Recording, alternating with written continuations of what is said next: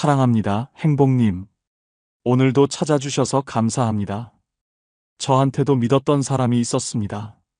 누구보다 가깝다고 생각했는데 그 사람의 말 한마디, 행동 하나가 결국 저를 폭발하게 만들었죠. 처음엔 그냥 넘어가려고 했습니다. 아, 무심코 그랬겠지 하고 애써 이해하려 했지만 반복되는 말과 태도는 날카로운 비수처럼 저를 찔렀습니다. 결국 저는 그 관계를 끊어버렸습니다. 여러분도 혹시 이런 경험 있으신가요? 정말 가까웠던 사람, 믿었던 사람에게 상처받고 그 실망감에 등을 돌릴 수밖에 없었던 기억. 그런데 혹시 여러분도 누군가에게 그런 존재가 되고 있다면 어떨까요? 나도 모르게 내 말과 행동이 소중한 사람을 멀어지게 만든다면요. 오늘은 사람을 떠나게 만드는 말과 행동, 그리고 우리가 반드시 고쳐야 할 습관들에 대해 이야기해 보려 합니다. 관계가 무너지는 건 한순간입니다. 지금 고치지 않으면 나에게 남는 건 후회뿐일지도 모릅니다. 지금 바로 시작합니다. 첫 번째, 너무 자주 연락한다. 영희 씨는 요즘 들어 친구와 멀어진 것 같아 아쉬웠습니다. 내가 좀 더 관심을 보이면 다시 가까워질 거야. 그렇게 생각한 영희 씨는 하루에도 몇 번씩 친구에게 문자를 보냈습니다. 밥 먹었어? 오늘 날씨 좋더라. 산책은 했어? 주말에 시간 되면 나랑 커피 한 잔 어때? 처음엔 친구도 답을 해줬습니다. 응, 잘 먹었어. 좋은 날씨네. 하지만 며칠이 지나자 친구의 답장이 점점 짧아지고 마지막엔 이런 메시지가 왔습니다. 요즘 너무 바빠. 나중에 연락할게. 그 이후로 친구는 영희 씨의 문자를 읽고도 답하지 않았습니다. 영희 씨는 혼자서 내가 뭘 잘못했지? 하고 답답해했죠. 사실 친구는 영희 씨를 싫어해서가 아니라 매번 연락에 답해야 한다는 부담감에 지쳐버린 것이었습니다. 너무 자주 연락을 강요하는 행동은 상대방에게 피로감을 줄 수 있습니다. 좋은 의도로 시작한 행동이라도 지나치면 상대방의 자유를 침해한다고 느껴질 수 있습니다. 인간관계는 밀당이 필요합니다. 상대가 스스로 당신을 찾게 하는 여유를 주는 것이 관계를 오래 유지하는 비결입니다. 다산 정약용은 이렇게 말했습니다. 친밀함이 지나치면 도리어 멀어진다. 인생의 관계는 적당한 거리에서 빛난다. 이 말처럼 관계를 유지하려면 적당한 거리와 여유가 중요합니다. 여러분, 우리가 누군가에게 더 가까워지고 싶은 마음은 소중한 감정입니다. 하지만 그 마음이 너무 강하면 오히려 상대방을 지치게 하고 관계를 멀어지게 만들 수도 있습니다. 혹시 내가 지나치게 연락을 하고 있는 건 아닌지 한번 돌아보세요. 때로는 조용히 기다리고 상대가 스스로 우리를 찾게 하는 시간을 주는 것이 진정한 배려입니다. 인간관계도 숨 쉴 틈이 필요합니다. 오늘부터는 적당한 거리에서 더 깊은 관계를 만들어 보세요. 여러분의 관계가 더 따뜻해질 겁니다. 두 번째, 상대의 말을 잘 끊는다.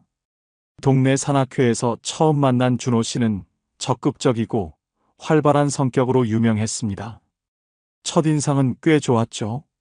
모임에서 산행을 마친 후 쉬는 시간에 한 회원이 이야기를 꺼냈습니다. 요즘 일이 많아서 스트레스가 너무 심하네요. 밤마다 잠도 잘 안 오고요. 그러자 준호 씨가 기다렸다는 듯 말을 끊으며 이렇게 말했습니다. 그거 아무것도 아니에요. 저도 한때 회사에서 정말 바빴을 때가 있었는데 그때는 밤낮으로 일하면서 완전 번아웃까지 갔어요.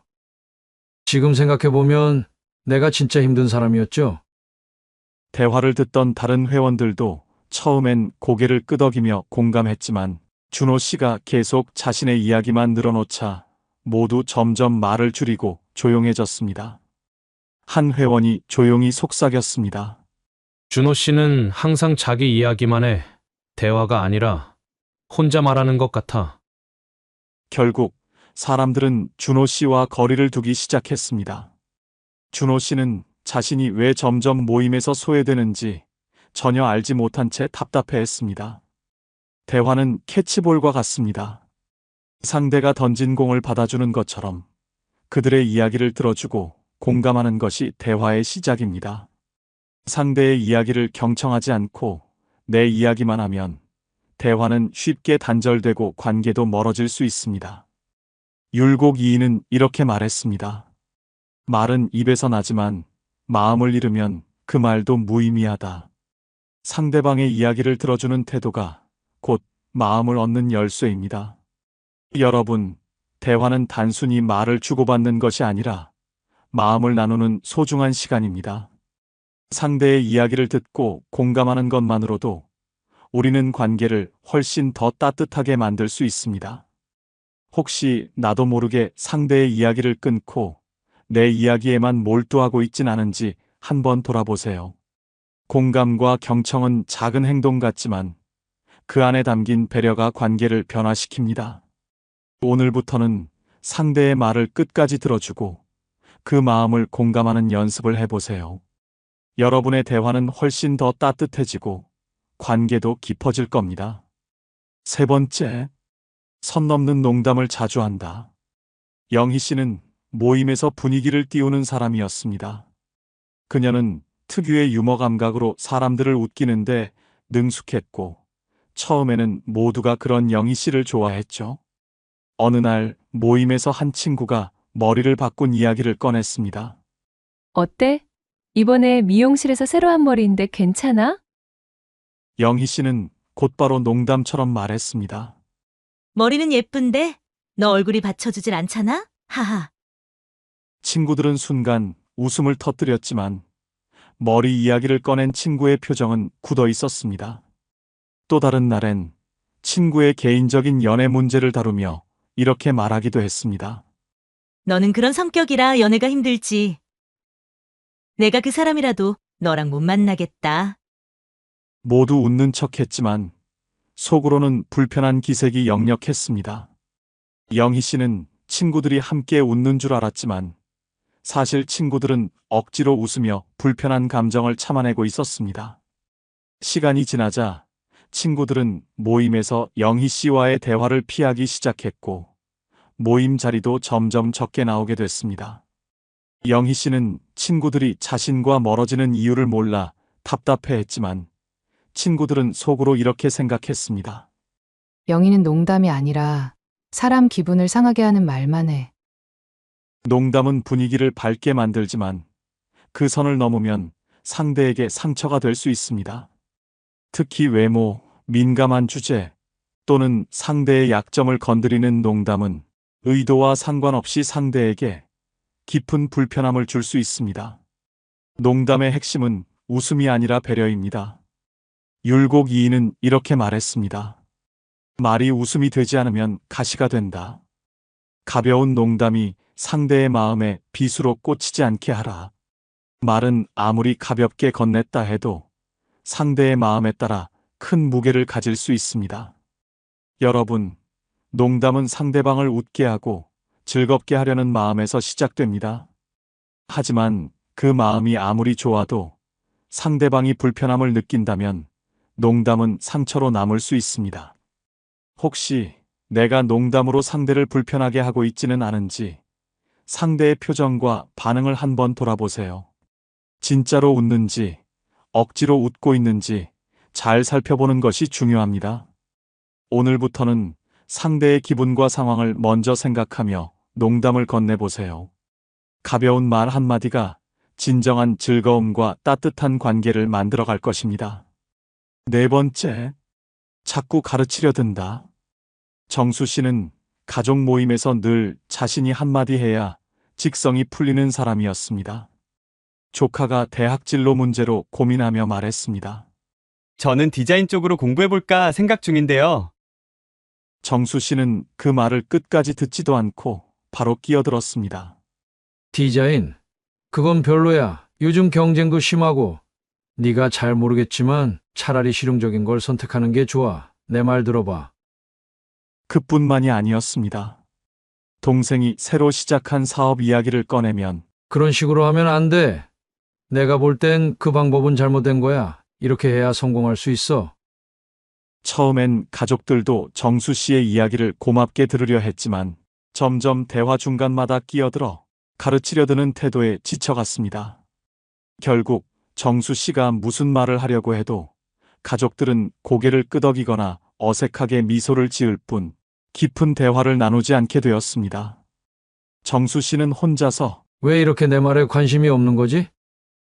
하고 답답해했지만 가족들은 속으로 생각했습니다.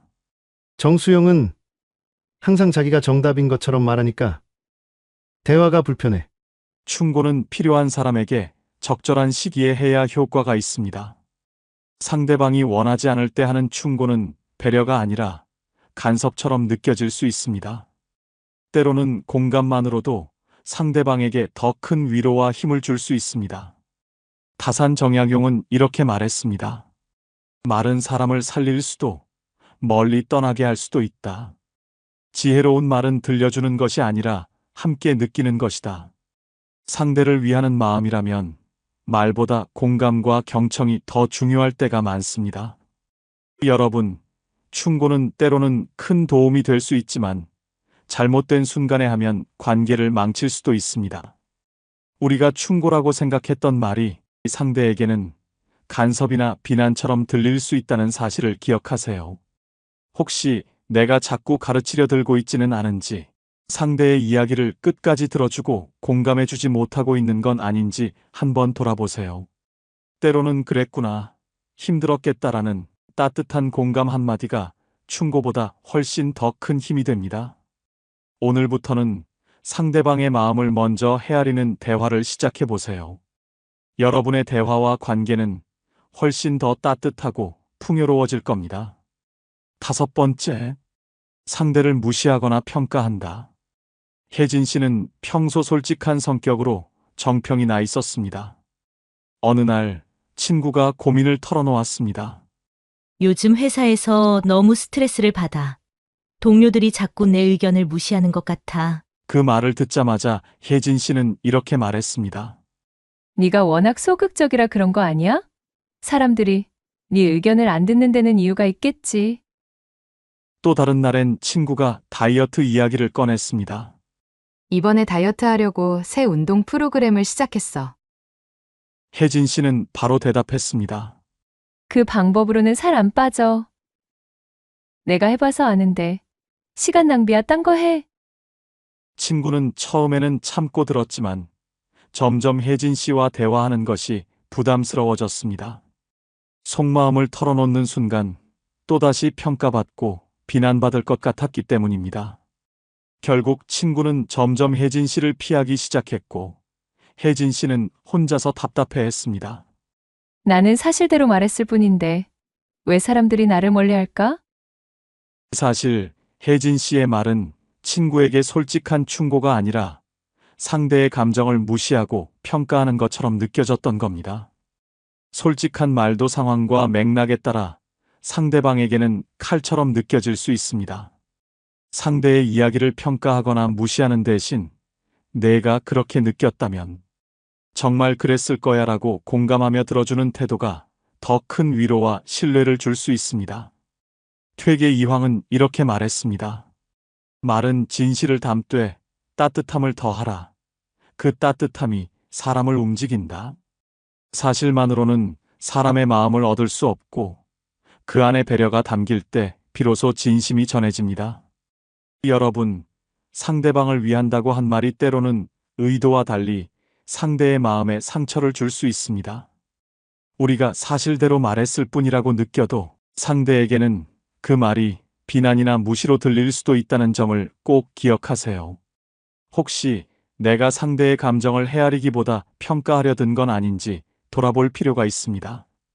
말은 상대의 상처를 아물게도 더 깊게도 할 수 있습니다. 오늘부터는 조언보다 공감, 평가보다 경청으로 대화를 바꿔보세요.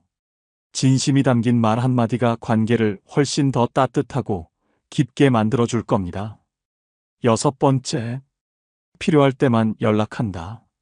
석진 씨는 평소 친구들에게 자주 연락하지 않는 편이었습니다.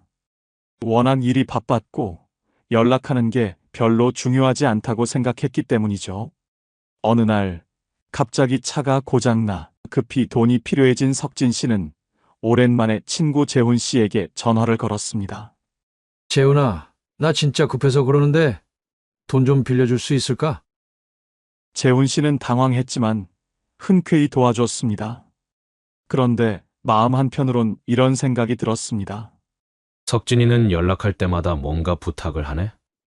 평소엔 연락 한 번 없다가 그 다음 주 석진 씨는 회사에서 새로운 프로젝트를 맡았습니다. 이번엔 전문적인 조언이 필요했죠. 곧바로 대학 동창 민수 씨에게 연락했습니다. 민수야, 너 그 분야 잘 알잖아? 내가 이번 프로젝트 맡았는데 좀 도와줄 수 있을까? 민수 씨는 도움을 주면서도 속으로는 비슷한 생각이 들었습니다. 석진이랑 연락하면 늘 이런 식이야. 그냥 안부 연락 한 번이라도 먼저 했으면 좋았을 텐데. 시간이 흐르면서 석진 씨의 친구들은 그의 전화를 받기 꺼리기 시작했습니다. 이번엔 또 무슨 부탁일까? 결국 석진 씨는 자신이 필요할 때만 연락하는 사람이라는 인식 때문에 친구들과 점점 멀어졌습니다. 그는 혼자서 답답해하며 이렇게 생각했습니다. 나는 그냥 바빠서 연락을 못한 건데 왜 이렇게 다들 나를 피하지? 사실 친구들은 석진 씨의 연락이 단순한 부탁으로 느껴져 점점 마음이 식어가고 있었던 겁니다. 필요할 때만 연락하는 관계는 오래 갈 수 없습니다. 상대는 지 필요할 때만 연락하네 라고 느끼며 서운함이 쌓이게 되죠. 목적 없이 안부를 묻고 상대를 진심으로 생각하는 연락이 관계를 오래 유지하는데 큰 힘이 됩니다. 율곡 이인은 이렇게 말했습니다.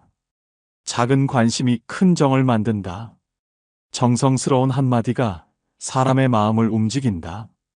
작은 연락이라도 진심을 담아 상대를 챙길 때 그 관계는 더 깊어집니다. 여러분, 우리가 바쁜 일상 속에서 연락을 잊고 지낼 수는 있지만 필요할 때만 연락을 한다면 그 관계는 금세 얕아질 수 있습니다. 혹시 내가 필요할 때만 연락하는 사람은 아닌지 한번 돌아보세요. 특별한 이유 없이도 요즘 어떻게 지내? 라고 물어보는 안부. 전화 한 통이 상대에게 큰 감동이 될 수 있습니다. 오늘부터는 목적 없는 연락으로 사람과의 관계를 따뜻하게 이어가 보세요. 작은 관심이 큰 정이 되고 여러분의 관계를 더 풍요롭게 만들어줄 겁니다. 7번째, 늘 피해자처럼 행동한다.